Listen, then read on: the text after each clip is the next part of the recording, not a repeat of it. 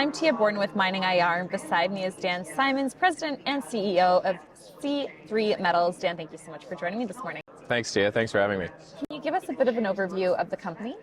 Absolutely. C3 Metals is a company that's exploring in two jurisdictions, Peru and Jamaica. Jamaica is not the most thought of jurisdiction, but we're really excited to be one of the first movers in that area. Can you dive a little deeper into those flagship projects, as well as talk about what Peru and specifically Jamaica are like as mining jurisdictions? Sure, absolutely. In Peru, that's where the company spent the bulk of its investment over the last 2 years. We're in a very well-known world-class copper-gold district. We're about 35 kilometers north of Hudbay's Constancia mine, about 45 kilometers to east of MNG's La Bamba's mine. You have First Quantum in there with their Herrera deposit that's going to be a mine someday. Rio Tinto's come out of nowhere and stake ground all around us. So we're definitely in a strong area.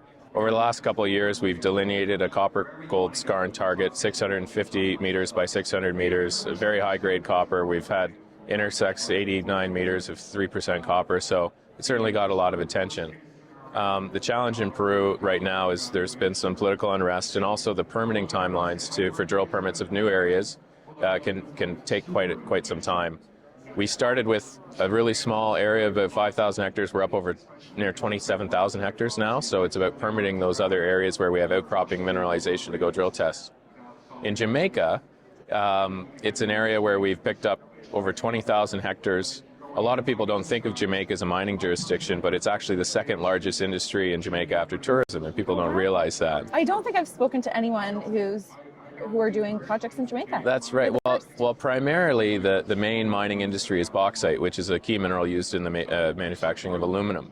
So Jamaica is one of the largest exporters in the world of bauxite. There's 5 operations that have been running for 70 plus years, giant open pit operations. Right now, what attracted us to Jamaica is geologically, it's the same major structural break as you see across the Dominican Republic. It's host to large copper gold deposits such as Pueblo Viejo that's operated by Barrick Gold. We have 20,000 hectares across this major structural break, and we made a discovery just this summer on a massive large-scale epithermal vein swarm that's outcropping at surface that we're just starting to drill test for the first time. So it's very exciting to be part of a new discovery. That is very exciting. Now, what's the infrastructure like there?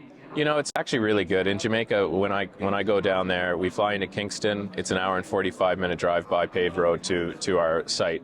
We are in the center of the island, so it's what I would call small mountains or large hills, and it's a bit more like a jungle environment than you would think of when you think of Jamaica around the coast of nice beach resorts. And it's very sparsely populated, a lot of local communities, more subsistence type farming of bananas, mangoes, that sort of thing.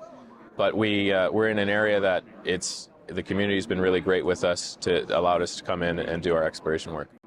What are some catalysts that investors should be aware of? Well, I think more recently we just kicked off a 25-hole, 5,000-meter program on this vein swarm where we've had rock chip samples grading at surface up to 16.5% copper, 58 grams per ton gold, and close to 5,000 grams per ton silver.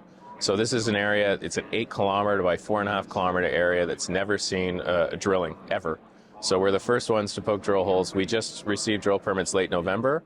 We started drilling in December, and we're on hole number 5 of 25 with assays pending for the first 4. So I think one of the main catalysts we'll see what are these assay results when we see such high grade coming from surface. What separates you, C3, from other junior mining companies? Well, I think the idea of being part of a true new grassroots discovery where when we think of companies that have that, you know, there is Great Bear Resources, there's Rupert Resources, and more recently Reunion Gold. You know, I previously worked with companies that have had known deposits. They've been known for 20, 30 years, and there's a reason why these deposits have not been put into production. Whereas in areas like Jamaica, that's very underexplored, and we're first movers there, we have an opportunity to make meaningful, high-grade grassroots discoveries that are not known about. When the market gets onto something that's brand new, it can be very exciting, and that's a good catalyst, and I think that separates us. And what are you most excited about for 2023? I know you've had some success the last little while, but what is exciting for 2023? I think it's just about educating the market on Jamaica as a jurisdiction and how great it is. You know, to contrast with Peru, where we operate as well, where it can take 1 to 2 years just to get a drill permit to go and drill. In Jamaica, we're attaining these permits in 2 months, and there's no restrictions. We can drill as many holes on as many drill pads as we want. Educating the market on Jamaica is the second largest history of mining. You were surprised yourself. And I think just bringing that to the marketplace and having people buy into that. It reminds me of a previous company I used to work with where we picked up a project in South Carolina, and everyone laughed at us at the time and said, why are you spending $5 million to pick up this project in South Carolina, the Hill Gold Mine? But 7.5 years later, we had 4 million ounces of gold, we had a feasibility study, we had permits, we had raised all the capital, put it into production, and we were 6 months into a 2-year construction cycle when we were acquired for $856 million. So to pick up something for $5 million and 7.5 years later, be able to sell it for $856 million, I think that's the sort of opportunity we're seeing here also in Jamaica, where it's just an education process. Yes, mining can happen here. Yes, geologically, it's very sound and exciting. Well, I'm excited to see what unfolds for you guys. Is there anything else that you'd like to leave our investors with before I let you go? Just that, you know, when we look at the board of the company, being a small company, we're about a 40 million Canadian market cap today. But we have a very extensive board, serial value creators in the industry, with Tony Manini from Rio Tinto, Oxiana Gold, and now as a co-founder of EMR Capital, Zimi Mika, that actually we look at the Asanko deal room here at the conference. He's the CEO of Asanko, founded that company 25 years ago. So for people of that caliber to be involved in such a small company, that also really attracted to me to this role. Dan Symons, President and CEO of C3 Metals. Dan, thank you so much for joining me this morning. Thanks, Tia.